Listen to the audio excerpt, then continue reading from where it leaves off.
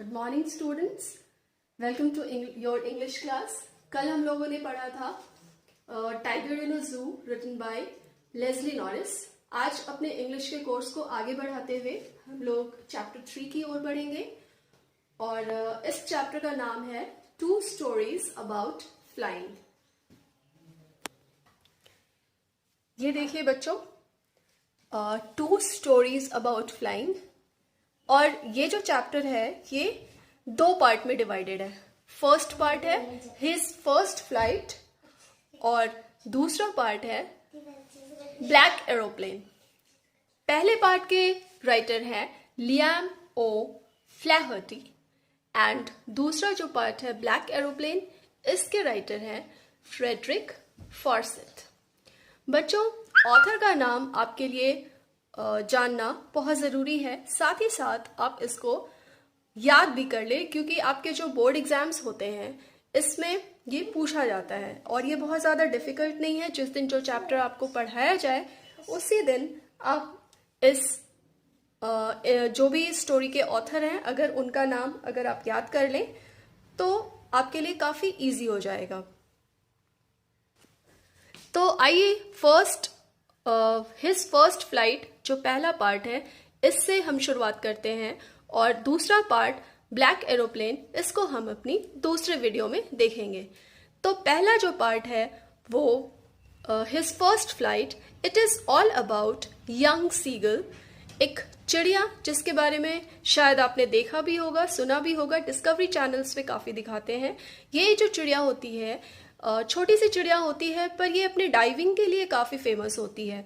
ये समुद्र में या नदी में इतना अच्छा डाइव करती है और साथ ही साथ वहाँ से जो उसका फूड होता है मछली या फिर जो भी पानी के जो जीव होते हैं जो जिसको ये पकड़ सके, वो उसको लेकर डाइव करके और लेकर उड़ जाती है। तो पहला पार्ट जो है हिज फर्स्ट फ्लाइट, इसके बारे में हम देखते हैं। जैसा कि मैंने आपको अभी भी बताया कि ये यंग सीगल की कहानी है। बच्चों, इस चैप्टर का समरी कुछ इस तरीके से है कि एक यंग सीगल होता है जिसने अभी तक उड़ना नहीं सीखा। वो चाहता ही नहीं कि वो उड़े, और उसके माता पिता साथ ही साथ उसके सिबलिंग्स, उसके भाई बहन काफी प्रयास करते हैं कि ये उड़ पाए, पर वो उड़ता नहीं है। बहुत ज्यादा प्रयास करने के बाद, हर तरीके से उसको टीज करने के बाद, उसके माता पिता, उसके सिबलिंग्स उसको कावर्ड कहते हैं, कायर कहते हैं, डरपोक कहते हैं, पर उसको कोई फर्क नहीं पड़ता। वो अपनी जगह बिल्कुल बना होता है, उसको वो आराम करता है, भोजन करता है और फिर आराम करता है। वो बिल्कुल भी एफर्ट नहीं लगाता कि उसको उड़ना है, सीखना है। He is not excited at all, he don't want to fly.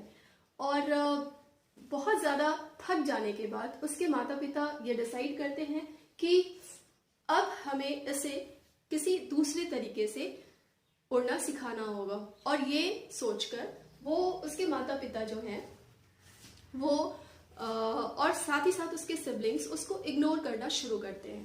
थोड़ी देर तो ये सारी चीज़ों को वो देखता है और उसको कोई फर्क नहीं पड़ता, पर जैसे जैसे समय आगे बढ़ता जाता है और लगभग 24 घंटे बीत जाते हैं जब उसको उससे मिलने के लिए या उससे बात करने के लिए कोई भी नहीं आता, और अब उसको भूख लगी थी, इतनी तेज भूख लगी थी कि वो अब उसको कंट्रोल नहीं कर पा रहा था।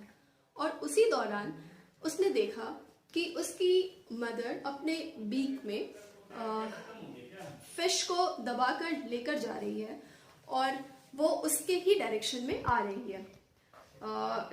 अगर उसकी मदर जो है वो क्लिफ पे है, क्लिफ के एज पे है और वहां पे बैठी है, उसके माउथ में फिश है और उधर से वो सीगल की तरफ बढ़ रही है, और ये देखकर ये काफी खुश हो जाता है और अपने विंग्स को फ्लैप करता हुआ थोड़ा थोड़ा आगे बढ़ता है। और जैसे ही वो अपनी मदर के बिल्कुल क्लोज आने के लिए रहता है, उसकी मदर जो है वो फिर से ऑपोजिट डायरेक्शन की ओर, that is towards the edge, वो भागने लगती है।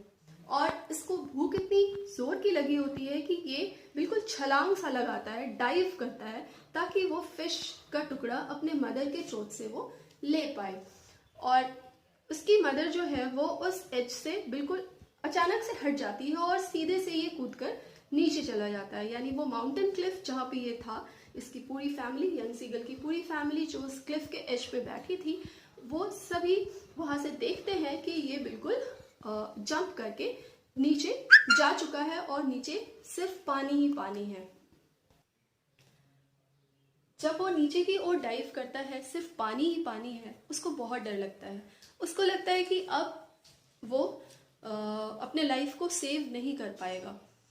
और जो हवा है जहाँ से वो बिल्कुल नीचे की तरफ डाइव हो रहा है, वो जो हवा है वो अपने वो ब्रेस्ट के तरफ से फील करता है कि हवा जो है वो तेजी से उसके पूरे बॉडी के ऊपर से नीचे से हर तरफ से गुजर रही है और उसको वो महसूस करता है।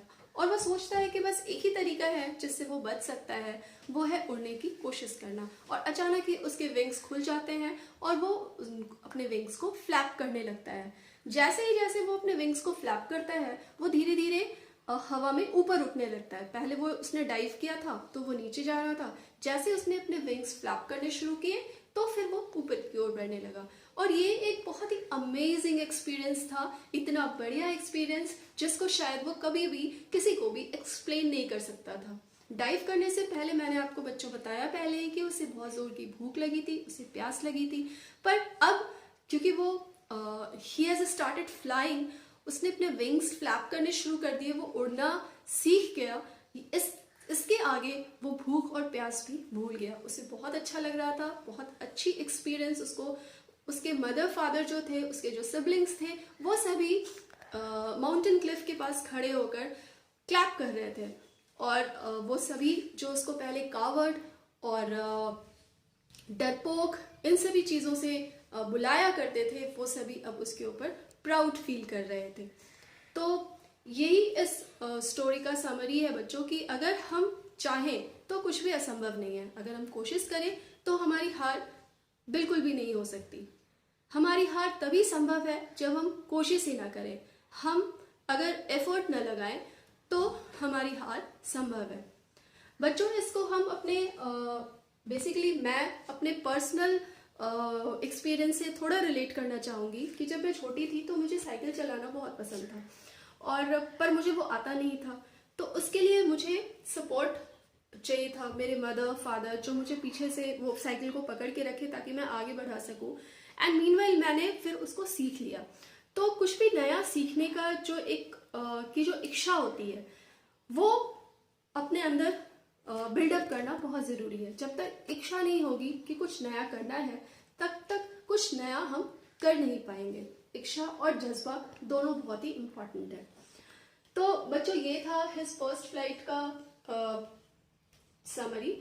और इसका जो सेकंड पार्ट है दैट इज ब्लैक एरोप्लेन, इसको हम लोग नेक्स्ट वीडियो में कंटिन्यू करेंगे। आप इसको अच्छे से देखें और स्टोरी को समझने की कोशिश करें।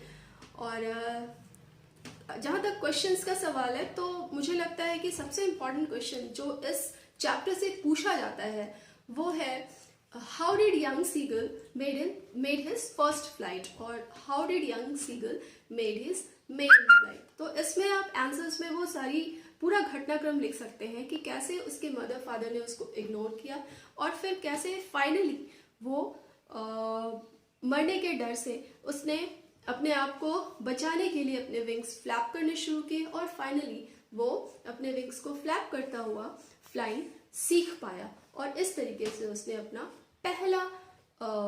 पहली उड़ान भरी। तो आज के इस चैप्टर के लिए बस इतना ही बच्चों। इसको ध्यान से देखें, ध्यान से समझें। इससे रिलेटेड नोट्स मैं आपको नेक्स्ट क्लास में दूंगी और मिलते हैं अगले वीडियो में सेकेंड पार्ट के साथ, ब्लैक एरोप्लेन के साथ। Thank you. Have a good day.